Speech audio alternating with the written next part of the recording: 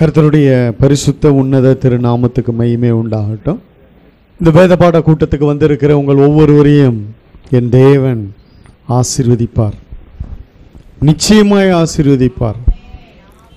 ஏன்னா வேதத்தின் மகத்துவங்களை அறிந்து கொள்ள நீங்கள் வந்திருக்கிறபடியால் நிச்சயமாய் என் தேவன் உங்களை கனி கொடுக்கிற மரமாய், செழிப்பான பசுமையாக இருக்கிற மரமாய் கர்த்தர் வைப்பார். இதெல்லாம் வேதத்துக்கு அடையாளம். ஆமென். வேதத்தை யார் நேசிக்கிறார்களோ, அந்த வார்த்தையை கேட்க வாஞ்சியோடு தாகத்தோடு இருக்கிறார்களோ, இந்த வேதத்தில் நான் இன்னும் தெரிந்து கொள்ள வேணும், அறிந்து கொள்ள வேணும், புரிந்து கொள்ள வேணும் அப்படின்னு சொல்லி இந்த வேதத்துக்கு முக்கியத்துவம் கொடுக்கிறார்களோ, நேரத்தை ஒதுக்குகிறார்களோ, அவர்கள் எல்லாம் கர்த்தருடைய கண்கள் ஆராய்ந்து அவர்களை தூக்கி எடுத்து செழிப்பான மேட்டிலே கர்த்தர் கொண்டு போய் வைக்கிறார். அல்லேலூயா. கர்த்தருடைய நீர் பாய்ச்சலான இடத்துல கர்த்தர் கொண்டு போய் நடுவார் அவங்களெல்லாம். அதனால் வந்திருக்கிற இந்த மாலை ஆராதனைக்கு வந்திருக்கிற வேத வசனத்துக்காக தாகத்தோடு வந்திருக்கிற உங்கள் யாவரையும் கர்த்தர் நிச்சயமாய் ஆசீர்வதிப்பார். நம்ம 21 அதிகாரம் இது வரைக்கும் பார்த்துருக்கிறோம். 5 பாகம் வந்திருக்கிறது. கர்த்தருக்கு ஸ்தோத்திரம். மிகவும் ஆசீர்வாதமாக இருக்கிறது. ரொம்ப விளக்கமாக அழகாக சொல்லப்படுகிறது என்று ஒரு சிலர் என்னிடத்தில் சொன்னாங்க. கர்த்தருக்கு மகிமை, கர்த்தருக்கு ஸ்தோத்திரம். அல்லேலூயா. அதனால் நம்ம தெரிந்து நிதானமாக நிறுத்தி நிதானமாக வாசித்து கற்றுக்கொள்ளுவது சால சிறந்தது வேதத்தில். ஆமென். இப்பொழுதும் நம்ம 22வது அதிகாரத்துக்குள்ளே வந்திருக்கிறோம். இந்த அதிகாரத்தில் ஆபிரகாமை கர்த்தர் சோதிக்கிறார். எத்தனையோ வருஷமாக பிள்ளை இல்லாமல் இருந்தது, அந்த பிள்ளையை கொடுத்தார். அவன் பிள்ளையோடு இருந்து தன்னை ஆராதிப்பதை விட்டு விட்டானோ, இல்லை பிள்ளையின் மீது அதிகமாய் அவன் தன் அன்பை திருப்பி விட்டானோ, இனி எனக்கு கீழ்ப்படிய மாட்டானோ என்று ஒரு ரொம்ப சின்ன ஒரு டெஸ்ட். ஆனால் உலக பார்வைக்கு அது ரொம்ப பெருசு. எத்தனையோ வருஷமாக பிள்ளை இல்லாத இருந்ததை பிள்ளையை கொடுத்துட்டு பிடுங்கன்னா எப்படி இருக்கும்? பயங்கர நெருக்கங்க, ரொம்ப கஷ்டங்க. 1 லட்சம் ரூபா வந்து கொடுக்குறாரு. கொடுத்து கையில் வாங்கிறதுக்குள்ள கபுக்குன்னு அடித்து பிடிங்கிட்டா எப்படி இருக்கும் நம்மளுக்கு? ஐயோ வந்தது போச்சு, அது இருந்தால் இதை பண்ணியிருப்பேனே, அதை பண்ணியிருப்பேனே, இப்படி பண்ணியிருப்பேனே. அந்த நிலைமை தான் இப்போது ஆபிரகாமுக்கு. கொடுத்த உடனே உன் பிள்ளையாண்டானை, அந்த வசனம் அருமையாக இருக்கும். 2வது வசனம் வாசிங்க. 22:2. அப்பொழுது அவர், உன் புத்திரனும் உன் ஏக சுதனும் உன் நேச குமாரனும் ஆகிய ஈசாக்கை நீ இப்பொழுது அழைத்து கொண்டு மோரியா தேசத்துக்கு போய் அங்கே நான் உனக்கு குறிக்கும் மலைகள் ஒன்றின் மேல் அவனை தகன பலியாக பலியிடு என்றார். புள்ளையும் நீயும் போய் ஒரு பலி செலுத்திட்டு வாங்கப்பானா அது வேற. புள்ளையே பலி செலுத்துன்னா அவன் திக்குமுக்காடிட்டான், என்ன பண்ணுறதுன்னு தெரில. இப்போ நம்மளா இருந்தால் கொடுத்த பிள்ளையோடு சேர்ந்து போய் அவர் ஆராதிப்போம், இல்லை பலி செலுத்துவோம். அவர் ஆட்டையோ மாட்டையோ பிடிச்சி பலி செலுத்தி ஆண்டவரை தொழுது கொள்ளுவோம். அப்படி தான் ஆபிரகாம் செஞ்சிட்டு இருந்தார். பிள்ளையோடு சேர்ந்து போய் பலி செலுத்திட்டு வாப்பா நான் காண்பிக்கும் இடத்துலனா ரொம்ப உற்சாகமாக புறப்படுவார். நம்மளும் அப்படி தான். ஆனால் கொடுத்த பிள்ளையே நீ பலி செலுத்து என்று சொன்ன பொழுது, அதுவும் எப்படி சொல்றார், உன் புத்திரனும் உன் ஏகசுதனும் உன் நேசகுமாரனும் அவனுக்கு எப்படி இருக்கும் பாருங்க. கொஞ்சம் இல்லை கொடுத்தா மாதிரி கொடுத்துட்டு இந்த மாதிரி பண்ணுறதுக்கு இவர் கொடுக்காமையே இருந்திருக்கலாமே. இப்படிலாம் நம்ம எண்ணம் தோணும், ஆனால் அவருக்கு தோணல. அவரு பர்ஃபெக்டாக கரெக்டாக க்ளீனாக இருக்கிறார். சொல்லுங்க. நம்மள சொல்கிறேன், நம்மளா இருந்தா கொடுத்தா மாதிரி கொடுத்து பிடுங்கிறதுக்கு எதுக்கு கொடுக்கணும்? இல்லை, 1008 கதை சொல்லியிருப்போம். ஒன்றும் இல்லை, இங்கேருந்து நீ அங்கே போப்பான்றாரு, அதுக்கே இவன் போக முடியல லோத்துக்கு. இந்த மாதிரி கேஸெல்லாம் இருக்குது. இந்த மனுஷனுக்கு பாருங்க எத்தனை ஒரு கர்த்தர் மேலே ஒரு பக்தி வைராக்கியம். இல்லை, மோரியா தேசத்துக்கு போய் அங்கே நான் உனக்கு குறிக்கும் மலை, ஏன்னா இதெல்லாம் தேவ திட்டம், இது தேவ சித்தம். இந்த இடம் ரொம்ப முக்கியமான இடம். மோரியா மலை, கர்த்தர் காண்பிக்கிற மலை, கர்த்தர் அங்கே பலி செலுத்தினதெல்லாம் ரொம்ப முக்கியம். இந்த இடத்துல தான் யெகோவா ஈரே என்று பெயர் எழும்பினது. அங்கே ஒரு ஆட்டுக்கடை பலி செலுத்தப்பட்டது. இதெல்லாம் இந்த இடம் முக்கியம். அதனால தான் ஆண்டவர் இதை முன்னாடியே அறிவிக்கிறார். இந்த மோரியா மலையை குறித்து பார்த்துங்க. ஏன் அந்த இடத்தை குறிப்பிட்டு ஏன் அங்கே ஈசாக்கை பலி? ஈசாக் என்பது ஆண்டவராகிய இயேசு கிறிஸ்துவுக்கு முன் அடையாளமாக சொல்லப்பட்டவர். தெய்வம் கிடையாது, அவரே கிடையாது. அந்த கேரக்டர்ஸ். அல்லேலூயா. வாசிங்க, ஒரு வசனத்தை நான் உங்களுக்கு எடுத்து காண்பிக்கிறேன். 2 நாளாகம புஸ்தகத்தில் 3வது அதிகாரம் 1 வசனம். பின்பு சாலமோன் எருசலேமிலே தன் தகப்பனாகிய தாவீதுக்கு காண்பிக்கப்பட்ட மோரியா என்னும் மலையின் எபூசியன் ஆகிய ஓர்னானின் களம் என்னும் தாவீது குறித்து வைத்த ஸ்தலத்திலே கர்த்தருடைய ஆலயத்தை கட்ட துவங்கினான். ஆமென். கர்த்தர் அந்த இடத்தை காண்பித்தார். அந்த இடம் பின்னணி உங்களுக்கு நல்லா தெரியும். நான் அதுக்கு அந்த கேரக்டருக்கு போகும்போது, அந்த சப்ஜெக்டுக்கு போகும்போது, அந்த நாளாகமத்துக்கு போகும்போது நான் விளக்கி சொல்கிறேன். சும்மா மேலோட்டமாக நான் சொல்லிட்டு போகிறேன். தாவீது தவறு செய்கிறான். அந்த இடத்துல கர்த்தர் நியாயம் தீர்க்கிறார். பட்டயம் எழும்புகிறது. தூதன் உருவின பட்டயத்தோடு எழும்பி நிற்கிறான். நியாயம் தீர்த்து அங்கே பல ஆயிரம் ஆட்கள் கொல்லப்படுகிறார்கள். அந்த இடத்துல தாவீது போய் தேவ சமூகத்தில் விழுந்து மன்னிப்பை கேட்டு அவன் அந்த இடத்துல கர்த்தரிடத்தில் மன்றாடும் பொழுது அங்கே ஒரு பலிபீடம் கட்டி பலி செலுத்தும் பொழுது கர்த்தர் இறங்கி பட்டயத்தை நிறுத்த சொல்லி அங்கே அவனுக்கு தரிசனம் ஆகி இந்த இடத்துல தான் முன்குறிக்கப்பட்டிருக்கிறது என்று சொல்லி அங்கே அவன் ஜெபித்த பொழுது அக்கினி இறங்கி, இதெல்லாம் நடந்தது நாளாகமத்தில், நீங்க வாசிக்கலாம். அப்போ பாருங்க, அந்த இடத்தை முன்குறித்து தாவீதோடு பேசி பாருங்க, இது ஆபிரகாமுக்கு காண்பிக்கப்பட்டது. பின்னாடி நான் இப்போ வசனம் திருப்ப போகிறேன். 22 அடுத்த வசனத்துக்கு போகிறேன். மோரியா மலை இங்கே ஆபிரகாமுக்கு காண்பித்த அதே இடத்துல தான். ஏன் அந்த இடம் விசேஷித்த இடம்? ஏன் தேவனுடைய ஆலயம் அந்த இடத்துல கட்டப்பட்டது என்றால் 14வது வசனத்தை வாசிக்கிறோம். ஆதியாகமம் 22:14. ஆபிரகாம் அந்த இடத்துக்கு யெகோவா ஈரே என்று பெயரிட்டான். யெகோவா ஈரே என்ற பெயர் அந்த இடத்துல இருந்தது. ஆபிரகாமின் நாட்களில் ஈசாக்குக்கு பதில் அங்கு ஆட்டுக்கடா பலியிடப்பட்டபடியால் அதற்கு யெகோவா ஈரே என்று பெயரிட்டான். அதனாலே கர்த்தருடைய பர்வதத்திலே பார்த்து கொள்ளப்படும் என்று இந்நாள் வரைக்கும் சொல்லப்பட்டு வருகிறது. கர்த்தருடைய பர்வதத்திலே பார்த்து கொள்ளப்படும். கர்த்தருடைய பர்வதம் என்பது ஒரு ஆலயத்தை குறிக்கிறது. அதனால தான் ஆலயத்தில் என்ன இருந்தாலும் பார்த்து கொள்ளப்படும் என்று சொல்லப்படும் பெயர் வழங்கும்படி, அது நடக்கும்படி இது முன் அடையாளமாக சொல்லப்பட்டது. அந்த இடத்தை கர்த்தர் தான் காண்பிக்கிறார். ஆபிரகாமுக்கு காண்பித்தார். இப்போ இந்த இடத்தை தாவீதுக்கு காண்பித்து அந்த இடத்துல தான் கர்த்தர் இறங்கி நிற்கிறார், தாவீதோடு பேசுகிறார். அந்த இடத்துல முன்குறித்து அந்த மலையில் ஆலயம் கட்டும்படி அதுதான் சாலமோன் பின்னாட்களிலே கட்டினான்.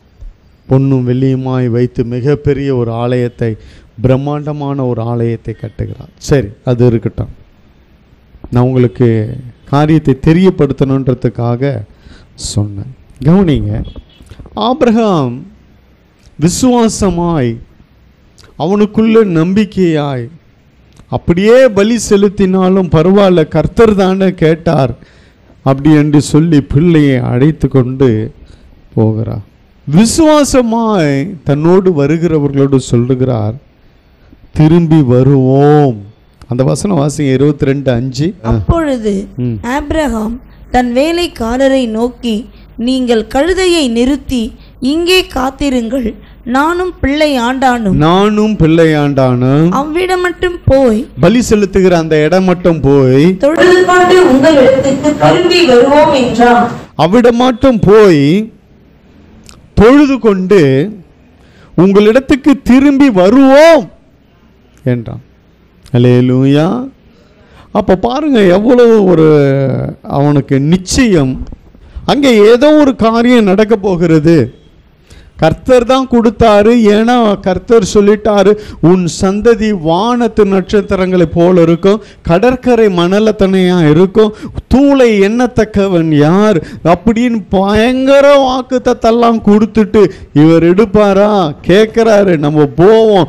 அங்க கர்த்தர் ஏதோ ஒரு காரியத்தை நமக்கு வச்சிருக்கிறாரு. ஏன்னா உன் சந்ததி பெருகும், நானே உனக்கு வாக்கு பண்றேன்னு பண்ணியிருக்கிறாரு. அதனால அவன் விசுவாசமாய் அவன் சொல்றான் வேலைக்காரர் இடத்துல, நாங்க போய் திரும்பி வருவோம். அல்லேலூயா. உங்களிடத்தில் திரும்பி வருவேன் அப்படின்னு சொல்லல, ஒருமையில் சொல்லல, திரும்பி வருவோம். அப்படி இருக்கணும். ஆபிரகாமுடைய விசுவாசத்தை போல. ஒன்று இழக்கிறோம், ஒன்று போகுது, கையை விட்டு இல்லை, முடியல, நடக்கலைன்னா கர்த்தர் நிச்சயமா திருப்பி கொடுப்பார், கர்த்தர் நடத்துவார். அல்லேலூயா. இந்த மலைக்கு ஏறுவதை நான் இழக்க அல்ல. அல்லேலூயா. அந்த மலைக்கு வேற யாராவது எழுந்திருந்தா புள்ளிய பூச்சிக்கின்னு அழுதுகினே ஒரு சோக கீதம் பாட்டை பாடி அப்படியே அழுதுகினே ஏறி இருப்பாங்க. இல்லை, அதெல்லாம் கிடையாதுங்க. நோ சோக கீதம். ஆமென் சொல்லுங்க. ஜெய கீதம் தான் அங்கே. அவன் அப்படியே போகிறான். அந்த இடத்துல 7ஆம் வசனத்தை வாசிக்கிறோம். அப்பொழுது ஈசாக்கு தன் தகப்பனாகிய ஆபிரகாமை நோக்கி, என் தகப்பனே என்றான். அதற்கு அவன், என் மகனே, இதோ இருக்கிறேன் என்றான். அப்பொழுது அவன், இதோ நெருப்பும் கட்டையும் இருக்கிறது, தகன பலிக்கு ஆட்டுக்குட்டி எங்கே என்றான். ஆட்டுக்குட்டி எங்கன்னு கேட்கிறான். பலி செலுத்த போறோன்னு தெரிஞ்சு போச்சு. இப்ப ஈசாக்குனுடைய பிக்சரை இப்போ உங்களுக்கு காட்டுறேன். அவனுடைய மனநிலையை கொஞ்சம் காண்பித்து உங்களுக்கு காட்ட விரும்புகிறேன். ஆபிரகாமுடைய மனநிலை கிளியரா இருக்கு, எதுலையும் ஒன்றும் டவுட்டே இல்லை கர்த்தர் மேல. இப்போ ஈசாக்குனுடைய மனநிலையை நான் உங்களுக்கு காண்பிக்கிறேன்.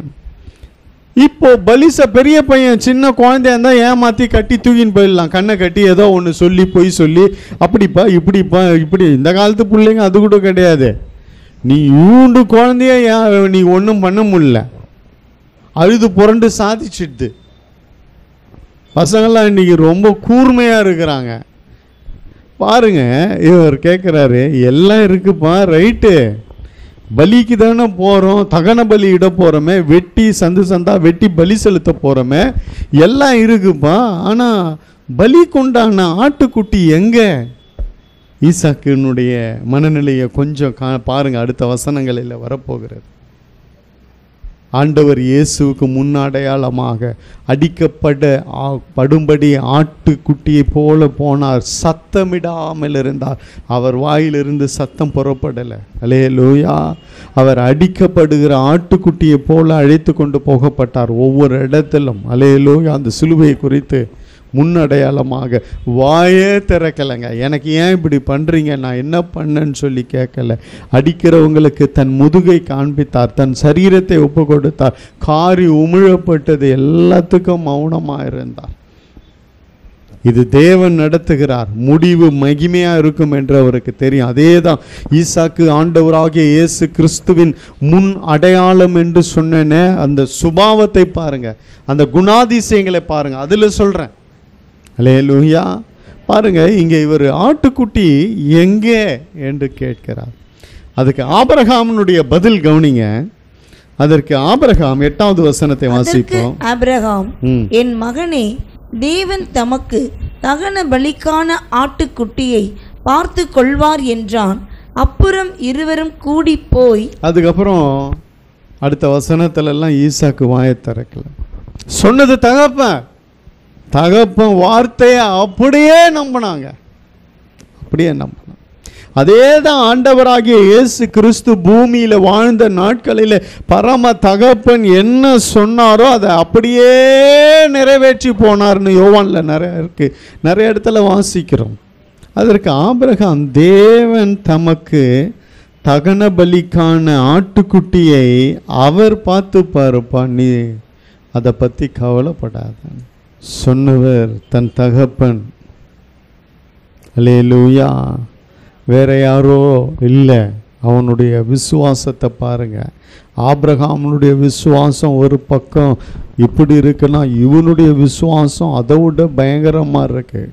இங்கே எல்லாம் இருக்குது, ஆட்டுக்குட்டி எங்கப்பான்னு கேட்ட பொழுது கர்த்தர் அந்த ஆட்டுக்குட்டியை பார்த்து கொள்ளுவார். தகன பலிக்கான சொல்கிறார், பலி செலுத்த போகிறோம், பலி ஆக போகிற தகன பலிக்கான ஆட்டுக்குட்டியை அவர் பார்த்து கொள்ளுவார் என்று சொல்லி அடுத்த வசனம் 9வது வசனத்தில் எல்லாம் அடுக்கி 9வது வசனம் வாசிங்க. அவனுக்கு சொல்லியிருந்த இடத்துக்கு வந்தார்கள். அங்கே ஆபிரகாம் ஒரு பலிபீடத்தை உண்டாக்கி கட்டைகளை அடுக்கி தன் குமாரனாகிய ஈசாக்கை கட்டி அந்த பலிபீடத்தில் அடுக்கிய கட்டைகளின் மேல் அவனை கிடத்தினான். கட்டி தெரிஞ்சு போச்சு இப்ப ஈசாக்கு. ஆனா சொன்னது தன் தகப்பன் என்ற ஒரே நம்பிக்கையில அப்படியே சைலண்டா இருந்துட்டார். கட்டை ஒப்பு கொடுத்தார். கட்டி கொண்டு போய் அந்த பலிபீடத்தின் மேல கட்டை அடுக்கி அது மேல வச்சுட்டார். நம்ம அந்த மாதிரி இடம் கொடுப்போமா? நம்ம பரம தகப்பனுக்கு இப்படி ஒரு குவாலிட்டியில் நம்ம நிற்க முடியுமா? இப்படி ஒரு சுபாவத்தோடு நம்ம வாழ முடியுமா? தேவனுக்கும் நமக்கும் நடுவில் காரியங்கள் வரும் பொழுது முடியலையே, ஒத்து போயிடுறோம்ல உலகத்துக்கு. தன் தகப்பன் சொன்னார் என்ற ஒரே ஒரு வார்த்தைக்காக, தகப்பன் வேற யாரும் இல்லை, அவர் குறித்து அவன் பார்த்து கொண்டிருக்கிறான். தேவனுக்கு பலி செலுத்துவதை, தேவனுக்கு பலிபீடம் கட்டுவதை, தேவனை தொழுது கொள்ளுவதை, தேவனை இவனோடு பேசுவதை எல்லாத்தையும் பார்த்து கொண்டு தான் இருக்கிறான். அதனால சொன்னது தன் தகப்பன் என்று அறிந்து, அல்லேலூயா, அவன் விசுவாசத்தோடு அப்படியே விட்டு விட்டான். அத்தோட வாயை திறக்கல. இப்போ ஆபிரகாம் அவனை தூக்கி கட்டி கொண்டு போய் பலிபீடத்தில் வைக்கிறான். கேட்குறான்ல, ஆட்டுக்குட்டி எங்கப்பான்னு இதெல்லாம் கேட்குறாருல்ல, விஷயம் தெரியுது இல்லை. இப்போ தன்னை தான் பலி செலுத்துகிறாங்க. ஆனாலும் தூக்கி வைத்தவர் எங்கள் அப்பா, பலிபீடத்தில் வச்சது எங்கள் அப்பா, என்னை கட்டினது எங்கள் அப்பா, பலிபீடத்தை ஆயத்தப்படுத்தினது எங்கள் அப்பா, இப்போ கத்தியை உயர்த்துறதும் எங்கள் அப்பா தான். ஆனால் எனக்கு ஒன்றும் நடக்காதுன்னு சொல்லி அப்பா மேலே வச்ச நம்பிக்கை, அதே நம்பிக்கை இன்னைக்கு ஏசப்பா மேலே நம்ம வைக்க முடியுமா? சொன்னது எங்கள் அப்பாங்க, கட்டுறாரா? கட்டுறது எங்கள் அப்பா, வேற எவனோ கிடையாது. வேற எவனா இருந்தால் மாறிடும், வார்த்தை மாறிடும், ஆயிடும், எல்லாம் முடிஞ்சிடும். ஆனால் கட்டுறது எங்கள் அப்பா. இப்போ பலிபீடத்தில் தூக்கின்னு போய் வைக்கிறார். தூக்கி வச்சவர் தான் எங்கள் அப்பா தான். எங்கள் அப்பாவை நம்புகிறேன் நான். ஆமேன்னு சொல்லுங்க. அல்லேலூயா. எங்கள் அப்பாவை நம்புகிறேன், எங்கள் அப்பாவை நம்புகிறேன். எங்கள் அப்பா சொல்லிட்டாரு, மகனே அது தேவனுடைய காரியம், தேவன் பார்த்து கொள்ளுவார் என்று சொல்லிட்டாரு. அதனால் அவன் தேவனுக்கும் தன் தகப்பனுக்கும் கீழ்ப்படிந்த ஒரு ஈசாக்கு. அதுதான் சொல்றார், ஈசாக்கின் பயபக்திக்குரியவர். அல்லேலூயா. 12ஆம் வசனத்தை வாசிப்போம். அப்பொழுது அவர், பிள்ளை ஆண்டான் மேல் உன் கையை போடாதே. வானத்திலிருந்து ஒரு சத்தம் வந்தது. அப்போ அந்த சத்தம் சொல்லுது, கர்த்தர் பேசுறாரு, பிள்ளை ஆண்டான் மேலே. அப்பொழுது அவர், பிள்ளை ஆண்டான் மேல் உன் கையை போடாதே, அவனுக்கு ஒன்றும் செய்யாதே. நீ அவனை உன் புத்திரன் என்றும் உன் ஏகசுதன் என்றும் பாராமல் எனக்காக ஒப்பு கொடுத்தபடியினால் நீ தேவனுக்கு பயப்படுகிறவன் என்று இப்பொழுது அறிந்திருக்கிறேன் என்றார். அவன் வாழ வேண்டிய வயது, எத்தனையோ வருஷத்துக்கு அப்புறம் பிள்ளை கொடுத்தார் இவனுக்கு. 2 பேருமே அசரலைங்க. 2 பேருமே விட்டு கொடுக்கல கர்த்தரை. 2 பேருமே உறுதியா, இவரு கர்த்தர் சொல்லிட்டாருன்னு சொல்லி கட்டி கொண்டு போயிட்டாரு. இவன் தன் தகப்பன் செய்யறது தன் தகப்பன் என்றும், அது மாத்திரமில்லை கேட்கும் பொழுதே தேவன் பார்த்து கொள்வார் என்றும், ரெண்டு பக்கமும் அவன் நம்பிக்கை வைத்தபடியால விசுவாசத்தோடு கட்ட ஒப்பு கொடுத்து பலிபீடத்தில் வைக்க ஒப்பு கொடுத்து இப்ப கத்தியும் உயர்த்தப்பட்டது. இப்ப இவ்வளவு நடந்தும் தேவன் பார்த்து கொண்டு இருப்பாரா? விடமாட்டார். உடனே ஈசாக்குக்காக ஆபிரகாமே கையை தூக்காதப்பா, போதும் நான் பார்த்துட்டேன். அல்லேலூயா அல்லேலூயா. பாருங்க, அங்கே நீ தேவனுக்கு பயப்படுகிறவன் என்று இப்பொழுது நான் அறிந்திருக்கிறேன். அல்லேலூயா. கர்த்தருக்கு முதலிடம் கொடுக்கிறவன் என்பதை நான் அறிந்திருக்கிறேன். நீ தேவனுக்கு பயந்து நடக்கிற மனுஷன் என்பதை கர்த்தரே சொல்றார். அல்லேலூயா. அதே போல ஈசாக்கு ஒப்பு கொடுத்தான். ஈசாக்குக்காக வானத்திலிருந்து ஒரு சத்தம் உண்டானது. அல்லேலூயா. ஈசாக்குக்காக கர்த்தர் பேசினார். யாருக்காக பேசினாரு? இவன் கொண்டு குத்திட்டு பலி செலுத்தி வெட்டிட்டு பலி செலுத்தி போயிட்டு இருப்பான். அங்கே யாருக்கு அந்த வார்த்தை வந்தது? ஆபிரகாமே நிறுத்துன்றாரு. யாருக்கு? ஈசாக்கு நிமித்தம். ஈசாக்குக்காக தன்னை அப்படியே தகப்பனுக்கு ஒப்பு கொடுத்தான். பாருங்க, அல்லேலூயா. கர்த்தர் அதை பார்த்தாருங்க. பார்த்துட்டு உடனே கர்த்தர் இறங்கினார். இந்த அதிகாரம் 22 நாளுமே நம்ம புரிஞ்சுக்கணும். பயங்கரமான விசுவாசத்தை தகப்பனும் பிள்ளையும் தேவனுக்கு காண்பித்தபடியால அங்கே யெகோவா ஈரேவாய் கர்த்தர் இருந்தார். மறுபடியும் வாக்கு தத்தத்தை கொடுக்குறார். பாருங்க, அந்த வசனம் ரொம்ப மகிமையா இருக்கும். வாக்கு தத்தம் அந்த 17 வாசிங்க. 17-18.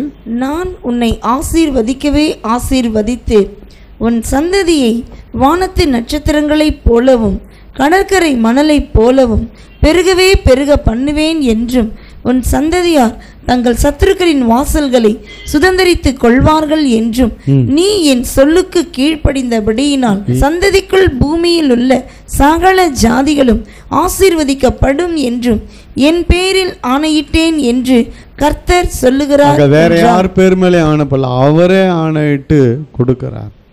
திருப்பியும் ஆசீர்வாதம், மகிமையான ஆசீர்வாதம், வாக்குத்தத்தமான ஆசீர்வாதத்தை பெற்றுக்கொண்டு தாங்க கீழே இறங்கணும்.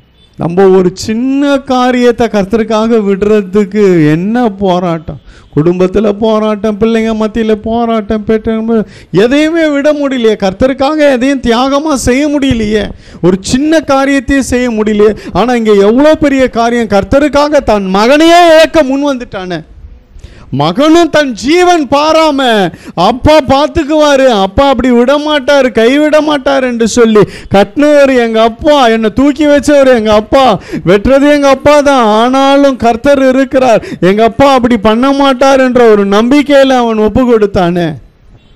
இன்னைக்கு நம்மளுக்கு அந்த மாதிரி விட்டு கொடுக்க, கர்த்தருக்காக வைராக்கியமாக நிற்க, ஒரு தவறான காரியத்தை விட முடியல, கர்த்தருக்கு பிரியமில்லாத காரியத்தை விட முடியல, உலக காரியத்தை விட முடியல. இன்றைக்கும் எத்தனை பேர் இந்த சினிமா நாடகத்தில் மாட்டி சிக்கி தவிக்கிறாங்க. இன்றைக்கும் எத்தனையோ கிறிஸ்தவங்க புகை பிடிக்கிறாங்க, பான்பராக போடுறாங்க, சிகரெட் பிடிக்கிறாங்க, குடிக்கிறாங்க. இப்படி எவ்வளோ கெட்ட பழக்கங்க, எவ்வளோ தவறான காரியங்க, எவ்வளோ கலகங்கள், எவ்வளோ ஏமாற்று வேலைகள், திருட்டு வேலைகள், இப்படி எவ்வளோ காரியங்கள் நடந்து கொண்டு தானே இருக்கு. கர்த்தருக்காக எதையும் வைராக்கியமாக விட முடியலையே. அல்லேலூயா. தன் மகனையே இழக்க அவன் துணிந்துட்டான். அல்லேலூயா. கர்த்தருக்கு ஸ்தோத்திரம். கர்த்தர் நல்லவர். அந்த மலையில் ஏறும் பொழுதே அவன் கண்ணீர் சிந்தினான், இல்லை அழுதான், தன் மகனுக்காக புலம்பினான். அதெல்லாம் ஒன்றுமே கிடையாது. அந்த வசனமே அங்கே இல்லை.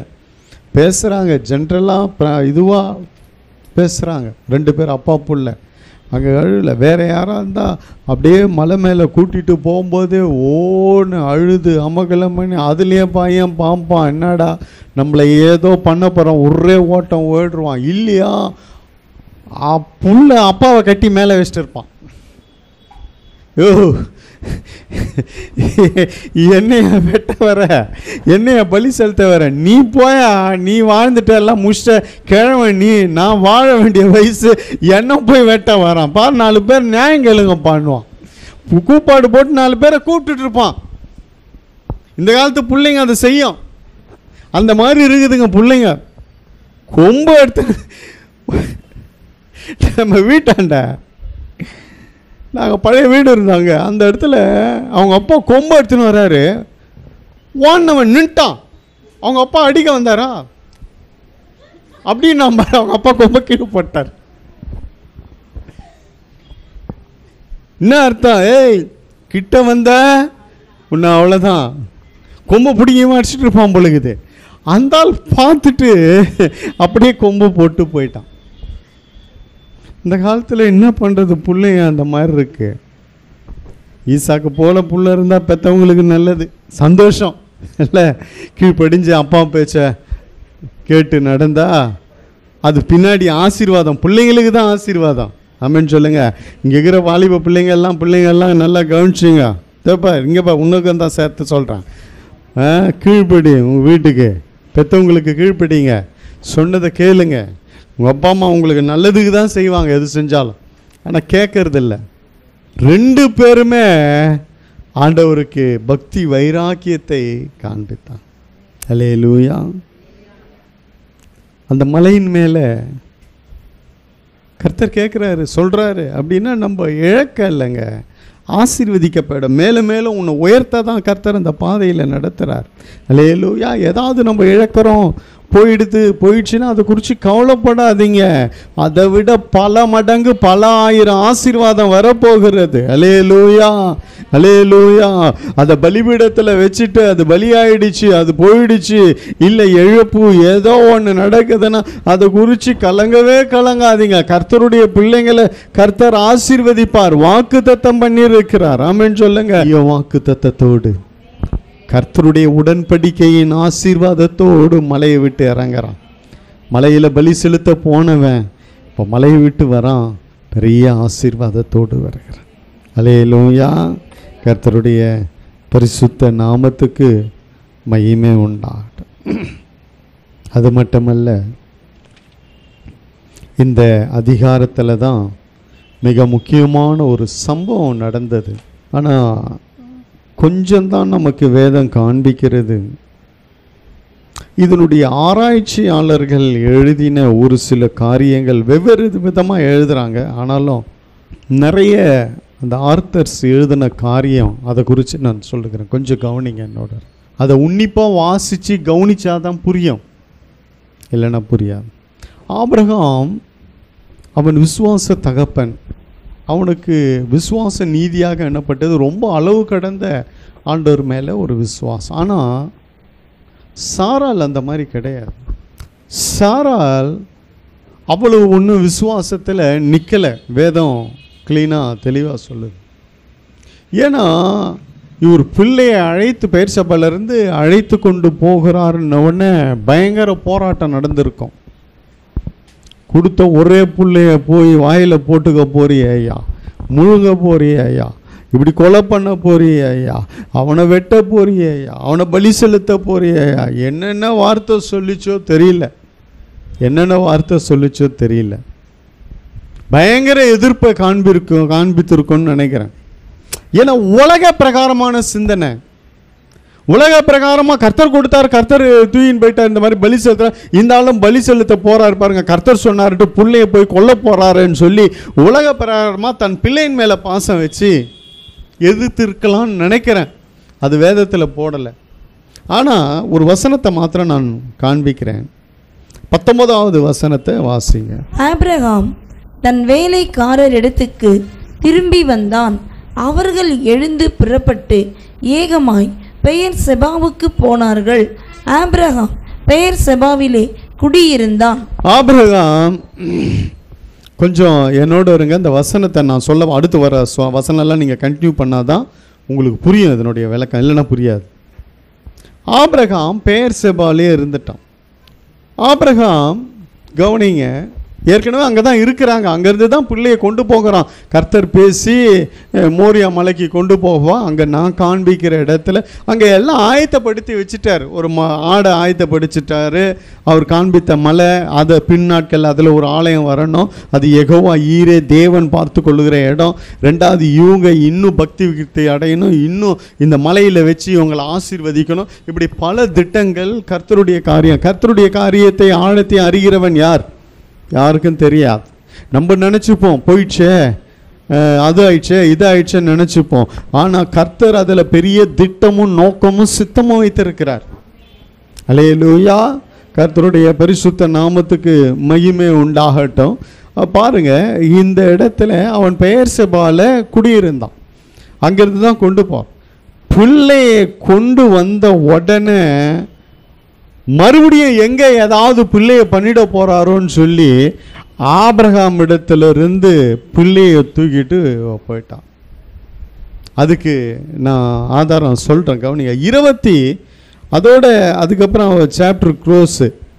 23வது அதிகாரம் முதல் வசனத்தை வாசிங்க. முதல்ல சாராள் 127 வருஷம் உயிரோடு இருந்தால் இவ்வளவே சாராளுடைய வயது. இப்ப கவனிங்க, 2வது வசனத்தை நல்லா கவனிங்க.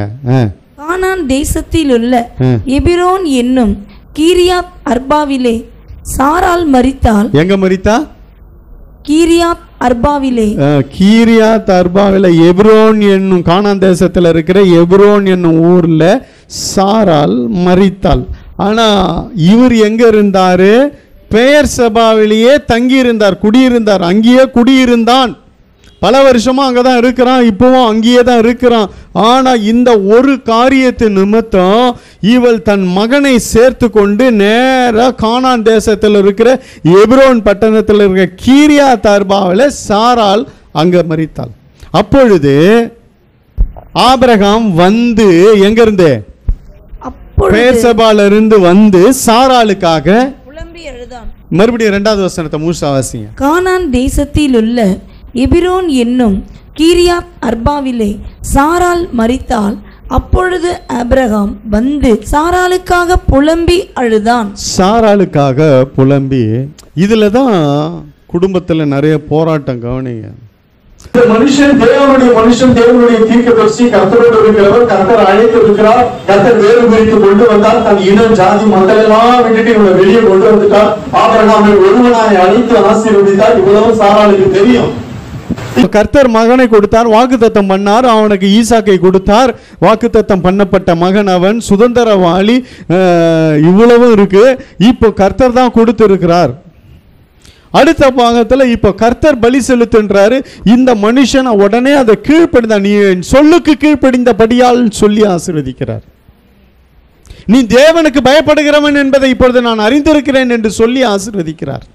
அப்போ பாருங்க, இப்பேற்பட்ட ஒரு மனுஷன் பலி செலுத்தணும் கர்த்தர் கேட்கிறாருன்னும் பொழுது அங்கதான் ஆரம்பிச்சது.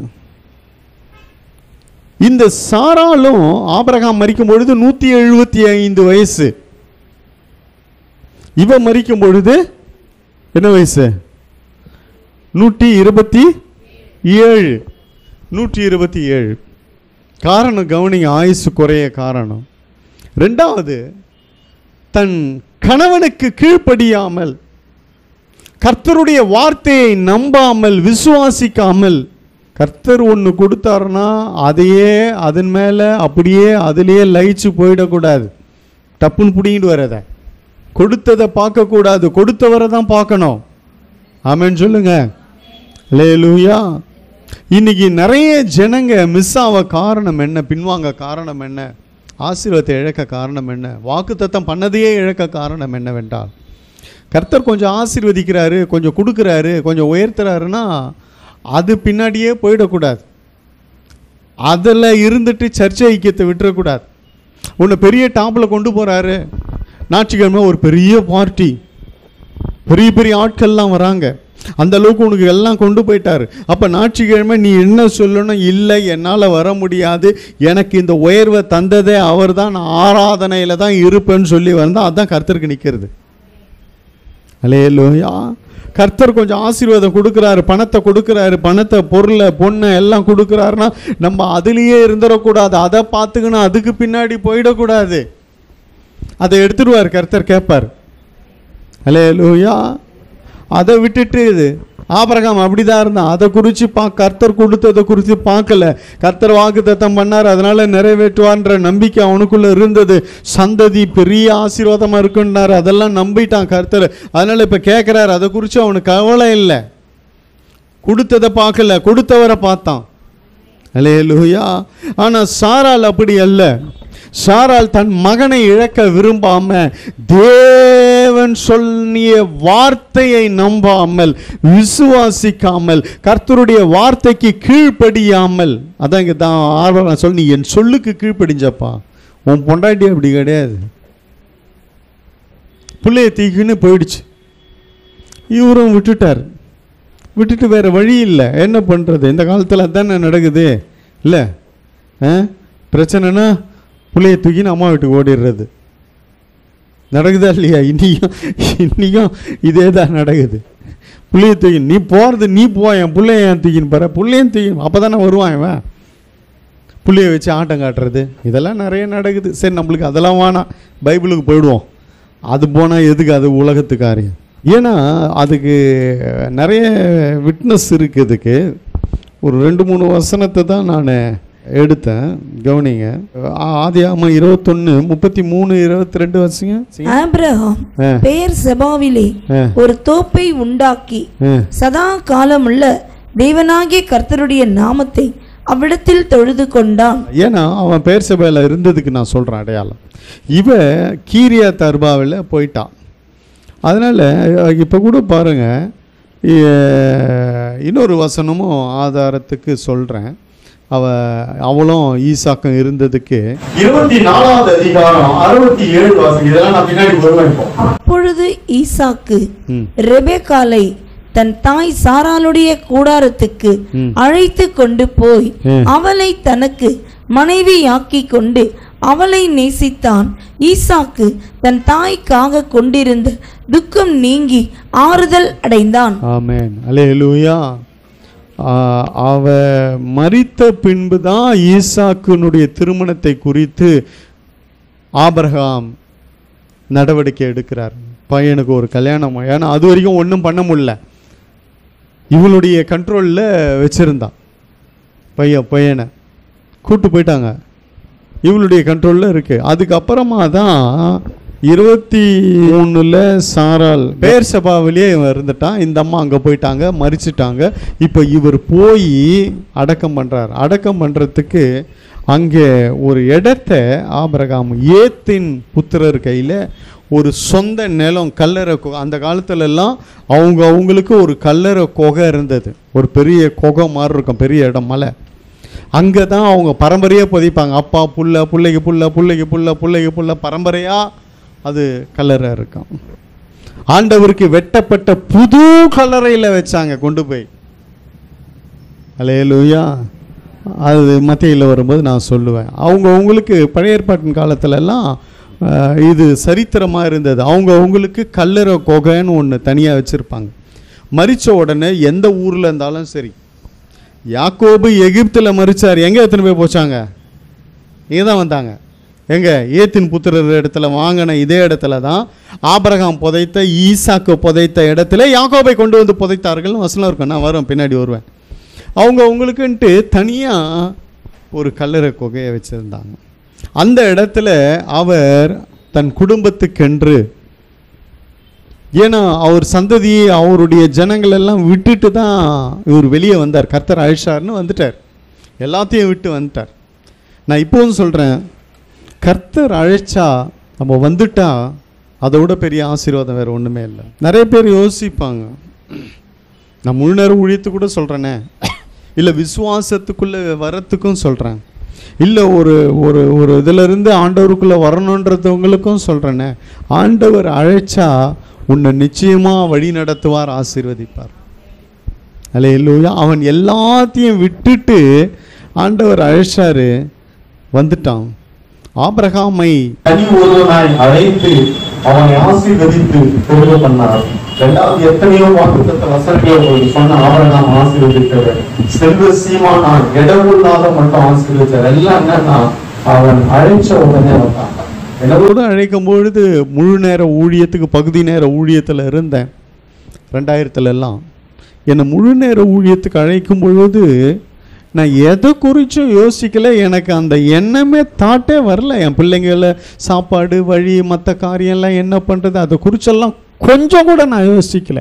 எனக்கு மேலே இருந்த அதிகாரி உட்கார வச்சு என்ன பேசுகிறார், யோ புத்தி கிதி கெட்டு போச்சாயா, 2 சின்ன பசங்களை வச்சிருக்கிற சாப்பாட்டுக்குன்னே பண்ணுவேன் இப்படியே கேட்டான். அவங்களுக்கு இதை பற்றி தெரியாது. நான் சொன்னேன், சார் கர்த்தர் என்ன அழைக்கிறாரு அவர் நடத்துவார் சார். இந்த ஒரு வார்த்தையை தவிர வேறு மாற்றியே பேசலை. ஏன்னா அவங்கக்கிட்ட விதாண்டாவாதம் பண்ண முடியாது, வாதம் பண்ண முடியாது. அவங்களுக்கு தெரியாது இதனுடைய அழைப்பை குறித்து நடத்துதலை குறித்து. என் பொண்ணு 3வது படிக்குது, என் பையன் 1ஆவதுலேருந்து 2ஆவது போகிறான், என் பொண்ணு 3ஆவதுலேருந்து 4ஆவது போகுது. அப்போ தான் நான் முழு நேர ஊழியத்துக்கு வந்தேன். அழைச்சார். இன்னிய வரைக்கும் கர்த்தர் எங்களை நடத்துகிறார். அல்லேலூயா. அதே போல தான் ரட்சிப்பு, கர்த்தர் ரட்சிப்பு கொடுக்கறதுக்கு காத்து கொண்டிருக்கிற. அந்த ரட்சிப்பு கொடுக்கும் பொழுது கர்த்தர் ஆண்டவருக்குள்ள வரணும்னு சொன்னால் வந்துடணும். வந்தால் உன்னை ஆசீர்வதிப்பார், எல்லாத்தையும் பொறுப்பெடுப்பார், எல்லாத்தையும் வழி நடத்துவார், எல்லா காரியங்களையும் கர்த்தர் எடுப்பார். அதே போல் இன்னைக்கு ஞானஸ்தானம் எடுக்கணும்னா ஞானஸ்தானத்தை தள்ளி போட்டு கொண்டே இருக்கிறாங்க. கர்த்தர் சொன்னால் ஞானஸ்தானம் எடுத்துடு, உன்னை ஆசீர்வதித்து உயர்த்துவார். வாக்குத்தத்தங்கள் காத்து கொண்டிருக்கிறது. ஆபிரகாம் தன் இனம் ஜாதி குடும்பம் மற்ற எல்லாத்தையும் விட்டு கர்த்தர் வேறு பிரித்து அவனை அழைச்ச உடனே நான் போகிற தேசம் எதுன்னு தெரியாம புறப்பட்டு வந்துட்டார். கர்த்தர் மகிமையா நடத்தினார். அல்லேலூயா. கடைசியில் அவனை எங்க காண்பிக்கிறார்? இப்போ எங்க காண்பிக்கிறாரு? பேரடைஸில் பாருங்க, ஒரு அந்த இவன் உட்காந்துக்கிறானே, எங்கே உட்காந்துக்கிறான் லாசரு, எங்கே உட்காந்துக்கிறான் அதை காட்டார் பாருங்க. மேன்மையான இடத்துல ஆபிரகாம் ஈசாக்கு யாக்கோபு. கர்த்தர் சொல்றார், நான் ஆபிரகாமின் தேவனும் ஈசாக்கின் தேவனும் யாக்கோபின் தேவனுமா. இப்படி ஒரு வார்த்தை எப்படி எங்கே இருந்தா, எங்கேயோ மூளையில் இருந்தவனுக்கு கர்த்தர் எப்படி மேன்மையாக வச்சார். ஆபிரகாம் ஆபிரகாம் ஆபிரகாம் எல்லா இடத்துலையும், பழைய ஏற்பாடு புதிய ஏற்பாடு வெளிப்படுத்தல எல்லாத்துலேயும் அவனுடைய பேர் இருக்கு. கர்த்தர் ஆயிஷா வந்துடணுங்க, கர்த்தர் சொன்னால் செஞ்சிடணுங்க, கர்த்தர் கொடுன்னா கொடுத்துடணுங்க, வாங்கினா வாங்கிடணுங்க, செய்யினா செஞ்சிடணும், எதுவுமே பேசக்கூடாது. அதுக்கு ஆபிரகாம் சாட்சி. அல்லேலூயா. கர்த்தருக்கு ஸ்தோத்திரம். பாருங்க, இந்த 23வது அதிகாரத்தில் மிக முக்கியமாக 23வது அதிகாரம் என்றாலுமே சாராளுடைய மரணம். 2வது அவங்களுக்கு என்று ஒரு கல்லறை பூமி வாங்கப்படுகிறது. ஆபிரகாம் அழுது புலம்பி சாராளுக்காக எல்லாம் பண்ணி எடுத்துகிட்டு போய் அடக்கம் பண்ணுறாங்க. கர்த்தருக்கு ஸ்தோத்திரம். அதே 24வது அதிகாரத்தில் அவர் வயது முதிர்ந்தவராகிறார், ஆசீர்வாதமாக இருக்கிறாரு. முதல் வசனம் வாசிங்க, 24:1. ஆபிரகாம் வயது சென்று முதிர்ந்தவனானான். கர்த்தர் ஆபிரகாமை சகல காரியங்களிலும் ஆசீர்வதித்து வந்தார். அல்லேலூயா. சகல காரியங்களிலும் ஆபிரகாமை ஆசீர்வதிச்சார். இந்த அதிகாரத்தில் தான் ஆபிரகாம் அது வரைக்கும் திருமணம் ஆகும்போது ஈசாக்குக்கு 40 வயசு. அந்த 40 வருஷமும் சாராளோடு தான் இருந்தார் ஈசாக். அது வரைக்கும் ஒன்றும் பண்ண முடியல. இவர் சொல்லியிருப்பா பொழுது, என் பிள்ளைக்கு நான் பார்த்துக்கிறேன், நீ போயான்ட்டுருப்பா பொழுது. நான் இப்போத்திய பிக்சரில் காட்டுறேன் உங்களுக்கு, அப்போ எப்படி பேசுனாங்க என்னன்னு தெரியல.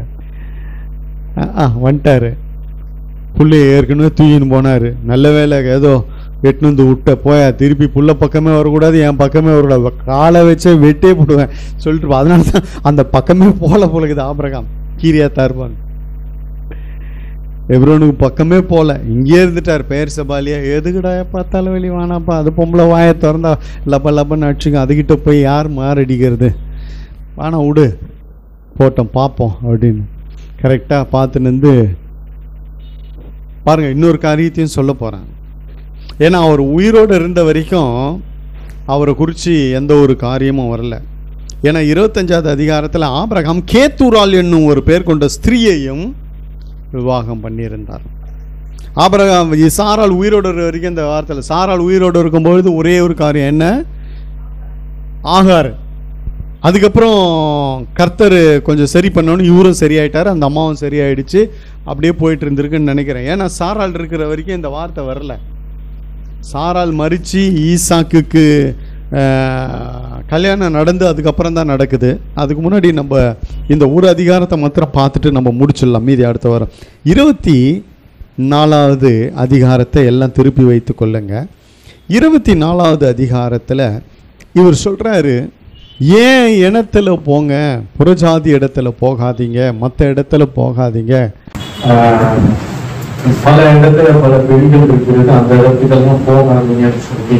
ஏன்னா ஏசா அப்படி தவறு பண்ணி பெற்றவங்களுக்கு பெரிய வருத்தத்தை கொண்டு வந்தான்.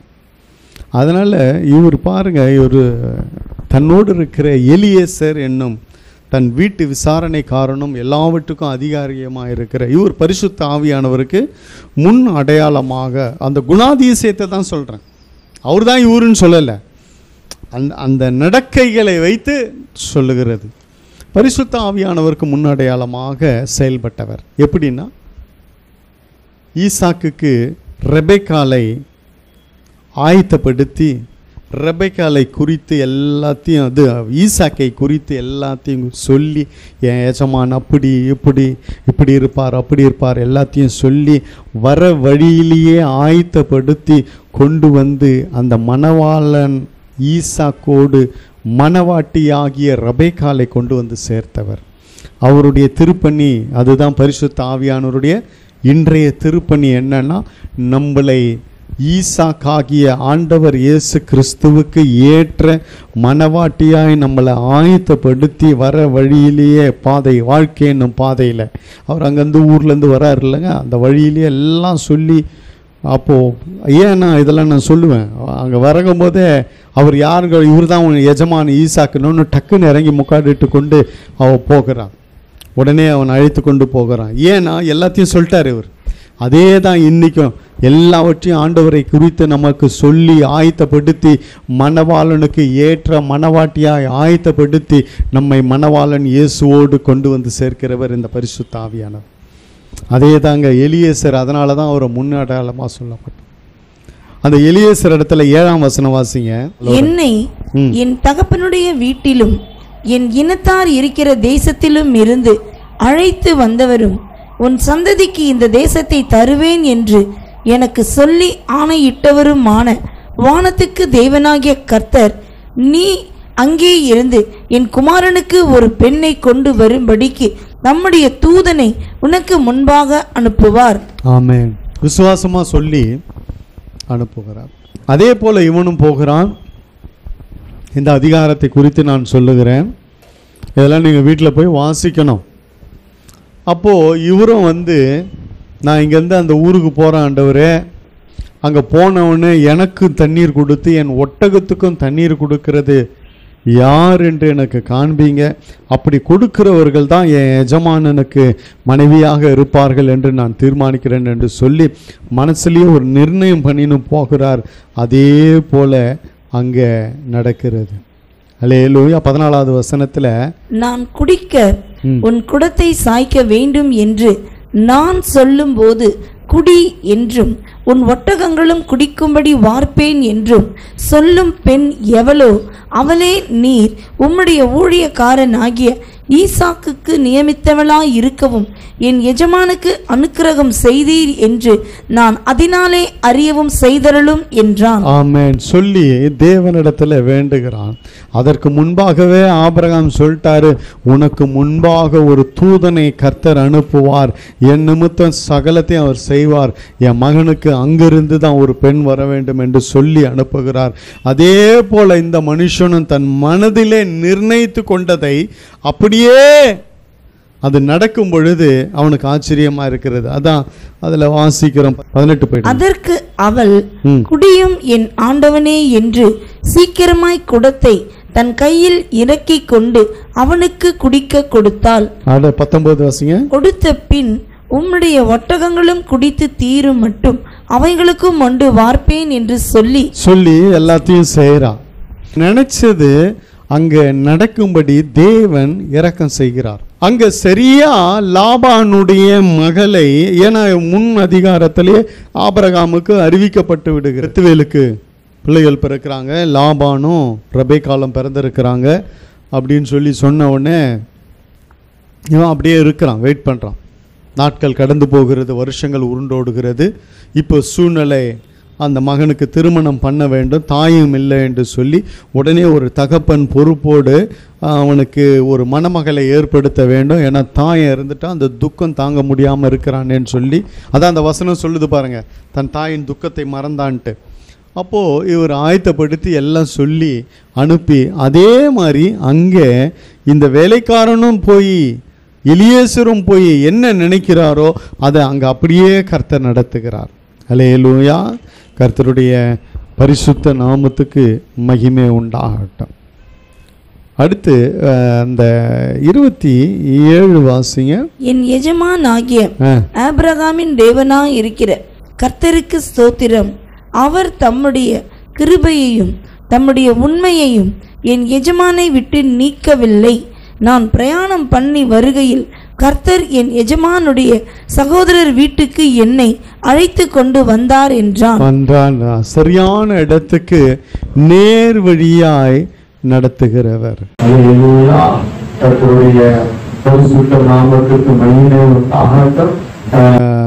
அடுத்து லாபான் அவங்கள உள்ள வர வைக்கிறார். கர்த்தரால் ஆசீர்வதிக்கப்பட்டவரே உள்ளே வாரும் என்று சொல்லி யார எலியேசரையும் அவனோடு வந்த அத்தனைய பேரையும் வரவேச்சு உள்ளே வர வச்சு, கர்த்தரால் ஆசீர்வதிக்கப்பட்டவரே உள்ளே வாருன்னு சொல்லி அவங்களுக்கு அங்கே அப்பம் தண்ணீர் எல்லாம் கொடுத்து அவங்கள ஆதரித்து வந்தார். அப்போது இந்த எலியேசர் சொல்லுகிறார், என் எஜமானனை 35வது வசனத்தை வாசிங்க. ஆபிரகாமினுடைய ஸ்டேட்மெண்ட்டை கொடுக்கிறார். கர்த்தர் என் எஜமானை மிகவும் ஆசீர்வதித்திருக்கிறார், அவர் சீமானாய் இருக்கிறார். கர்த்தர் அவருக்கு ஆடு மாடுகளையும் வெள்ளியையும் பொன்னையும் வேலைக்காரரையும் வேலைக்காரிகளையும் ஒட்டகங்களையும் கழுதைகளையும் கொடுத்திருக்கிறார். அல்லேலூயா. ஆபிரகாமை குறித்து இங்கே சொல்லப்பட்டிருக்கிறது. கர்த்தர் நல்லவர். கவனிங்க, அடுத்து 48 ஆபிரகாம் அனுப்பின அந்த எலியேசர் ரெபெக்காளை அழைத்து கொண்டு போக வேண்டும் என்று சொல்லுகிறார். ரெபெக்காளையும் விசாரிக்கிறாங்க, ரெபெக்காளை அனுப்பி வைக்கிறான். அதுக்கு முன்பாக அந்த 48 வசனம் அருமையான வசனம். தலை குனிந்து கர்த்தரை பணிந்து கொண்டு, நான் என் எஜமானுடைய சகோதரன் குமாரத்தியை அவர் குமாரனுக்கு கொள்ள என்னை நேர்வழியாய் நடத்தி வந்த என் எஜமான் ஆகிய ஆபிரகாமின் தேவனாய் இருக்கிற கர்த்தரை ஸ்தோத்தரித்தேன். என்னை நேர்வழியாய் நடத்தி கொண்டு வந்த. எப்பவுமே ஒரு தேவனுடைய மனுஷன் சொல்றான்னா அது கண்டிப்பா நடக்குங்க. நிறைய பேர் நம்புறதில்லை. ஒரு எஜமான், அதாவது ஆபிரகாம் சொல்லி அனுப்புகிறார், அவன் கர்த்தருடைய மனுஷன், கர்த்தருடைய தீர்க்கதரிசி, கர்த்தருடைய ஊழியக்காரன், கர்த்தருடைய சிநேகிதன், இப்படியெல்லாம் சொல்லப்பட்டிருக்கு. ஆபிரகாம் என் சிநேகிதன்றார். இப்படி நிறைய இடத்துல அப்போ பாருங்க, அப்போ கர்த்தருடைய ஒரு ஊழியக்காரன் சொல்லி அனுப்புகிறான்னா நிச்சயமாக அங்கே கர்த்தர் கிரியை செய்வார். அல்லேலூயா. கர்த்தருடைய சமூகத்தில் ஆலோசனை கேட்டு நடக்கும்போது அப்பொழுது அது கர்த்தர் அப்படியே நிறைவேற்றுகிறார். அல்லேலூயா. இன்னைக்கு யாரும் கர்த்தருடைய ஊழியக்காரனுடைய ஆலோசனையை கேட்கறதே இல்லை, செல்றதும் இல்லை, செய்யறதும் இல்லை. அவங்கவுங்க மனம் போன போக்கில் செஞ்சுக்கின்னு மண்டை இடிப்பட்டு அப்புறம் என்கிட்ட வர்றது கடைசியாக. இங்கே பாருங்க, அவர் சொல்லி அனுப்புகிறாரு, கரெக்டாக அந்த இடத்துக்கு போகிறோம், அங்கே எல்லாம் கரெக்டாக நடக்குது. என்னை நேர் வழியாக நடத்தினான். அல்லேலூயா. அடுத்து அவங்க சகோதரெல்லாம் ஆசீர்வதிச்சு இப்போ ரெபெக்கால அனுப்புகிறாங்க. நீ கொடியாக பெருகுவாயின்னு சொல்லி அனுப்பி வைக்கிறாங்க. ஏன்னா ரெபெக்காவின் சந்ததியிலே யாக்கோபு வரணும். யாக்கோபு ஏசா. லாபானுடைய மகளுடைய சந்ததியிலிருந்து யாக்கோபுக்கு 12 கோத்திரங்கள் வரணும். இது தேவ திட்டம், தேவ தீர்மானம். அதனால தான் கர்த்தர் நடத்துகிறாரு. அல்லேலூயா. ஒரு சில நேரத்தில் இந்த மாதிரி கர்த்தர் முன்குறித்ததெல்லாம் மாறி இவங்க மாம்சத்தில் போராடி என்னன்னோ பண்ணி கர்த்தருடைய சித்தத்தையும் திட்டத்தையும் அல்ல தட்டிடுறாங்க. கடைசியில் வேதனையும் பயங்கரமான போராட்டத்தையும் சந்திக்கிறாங்க. ஏன்னா அது தேவ சித்தம், தேவ சித்தம். ரெபெக்காள் மூலமாக தான் யாக்கோபின் தேவன் வரணும், யாக்கோபு தெரிந்து கொள்ளணும், யாக்கோபு நிமித்தம் பல ஆசீர்வாதங்கள் வரணும் என்று சொல்லி, அதே போல தான் லாபானுடைய அந்த 2 மகள்கள் நிமித்தம் 12 கோத்திரங்கள் வர வேண்டும் என்று சொல்லி கர்த்தர் தீர்மானித்திருக்கிறார். அல்லேலூயா. அது கரெக்டாக அந்த இடத்துல வரும்போது எல்லாம் நடக்குது. ஈசாக்கு தென் தேசத்தில் குடியிருந்தான். லகாய் ரோய் என்னப்பட்ட துறவின் வழியாக புறப்பட்டு வந்தான். லகாய் ரோய் உங்களுக்கு தெரியும். லகாய் ரோய் எங்கே இருந்தது? எங்கே இருக்கு? எல்ரோயி என்று எங்கே சொன்னாங்க? யார் சொன்னது? ஆகார். அந்த இடத்துல தேவன் தரிசனமானார், அங்கே ஊற்ற காண்பித்தார். கர்த்தர் ஆகோரோடு பேசின இடம் அந்த இடத்துல தான் ஈசாக்கு இப்போ தற்சமயம் இருக்கிறார். அந்த இடத்துல வந்து பாருங்க, தியானம் பண்ண சாயங்கால வேளையில் தியானம் பண்ண வெளியிலிருந்து வந்து ஒட்டங்கள்லாம் வர பார்க்கும்பொழுது அங்கே எலியேசர் இறக்கி விடுறாரு. இறங்குறாங்க. அங்கே அழைத்து கொண்டு போய் அவளை தனக்கு மனைவியாக்கி கொண்டு எப்போ நேசிச்சாரு? இன்னைக்கு மனைவி ஆகிறதுக்கு முன்னாடியே நிறைய நேசம் துள்ளி தாவுது. மனைவியாக்கி கொண்டு நேசித்தான். ஆமென் சொல்லுங்க. அல்லேலூயா. அப்படி தான் இருக்கணும் வாழ்க்கை. அப்போ தான் ஆசீர்வாதம். மனைவி ஆவதற்கு முன்பாகவே இருக்கிற நேசம் வெளி வேஷமாக போயிடும். ஜாக்கிரதையாக இருங்க. கர்த்தருக்கு ஸ்தோத்திரம். கண்களை மூடி நாம் ஜெபிப்போம். அன்பின் பரலோக பிதாவே, இயேசு கிறிஸ்துவின் நாமத்தில் உம்முடைய சமூகத்தில் வருகிறோம். ஆண்டவரே, இந்த ஆதி ஆகமத்தில் நாங்கள் இதுவரை ஆண்டவரே 24 அதிகாரம் பார்த்துருக்குறோம் ஐயா. இந்த 24 அதிகாரத்தில் என்ன நடந்தது, நீங்கள் என்ன எழுதி வச்சிருக்கிறீங்க, என்னென்ன காரியம் என்பதை எங்களுக்கு விளக்கி காண்பித்தபடியால் உமக்கு ஸ்தோத்திரம். தொடர்ந்து எங்கள் இந்த வேதம் இன்னும் முழுமையாய் நாங்கள் அறிந்து கொள்ள தெரிந்து கொள்ள கர்த்தர் உதவிச்சு தொடர்ந்து ஆசீர்வதிங்க. இயேசுவின் மூலம் பிதாவே.